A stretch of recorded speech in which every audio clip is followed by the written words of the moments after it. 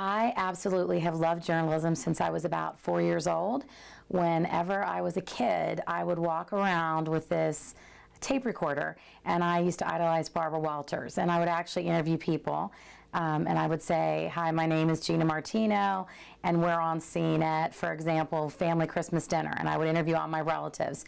I got into journalism because I saw WVU News and I thought it looked like a lot of fun, and since I was a little kid, I always watched the news and just thought it'd be fun to be on TV.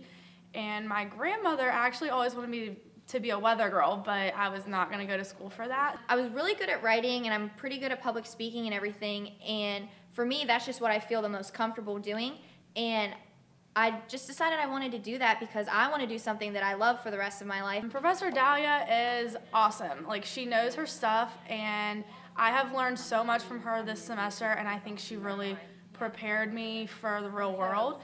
She kind of has helped me along because being that she is a female and she is so successful, she kind of is like a role model to me in a way. Like, what she's doing now, that's what I hope to be doing somewhere along the future. I truly love my job. I've been here 11 years, and I think the best part about the job is when I have kids come into the program and they don't believe that they can do it, and they come to me at the end and they say, everyone said I was never going to make my dream of being a reporter or an on-air anchor, but because you had faith in me, then I believed in myself. I had a lot longer hair, and I also had a lot of highlights. My hair was almost blonde at one point, and whenever I was coming in WVU News, I knew that I needed to nail a look down. So I cut my hair, I went back to my natural color, and just tried to keep it a little more conservative. It really is, beauty is in the eye of the beholder, because you know, every news director, we're all human. You know, one news director may be drawn more and think that a brunette is a more credible look on air. One may think it's a blonde.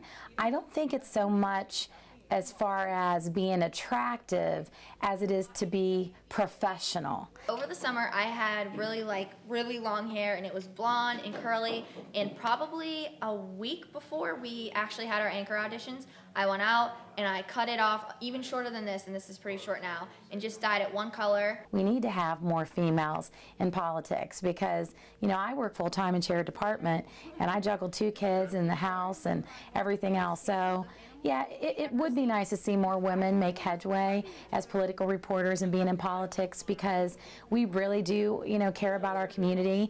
Politics and government is really such a big part of our future. Not a lot of people take that seriously, and I think that incorporating something so serious like that, telling people about it and being able to just like help them get a better understanding, because I know as a woman, I try to keep up with politics, but I'm not as fresh on it as I should be. Running that campaign as a female, especially 10 years ago as a young female, was really almost unheard of.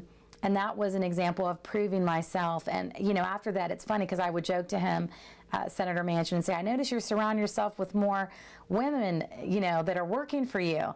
And really the reason with that, I think, is because more of us kind of shined when he ran for Secretary of State. And we were able to show him that, you know, we may be young women, but we are strong and we're smart, and we can juggle many tasks. And so, you know, proving ourselves to him, I think, made him believe more that we could do it.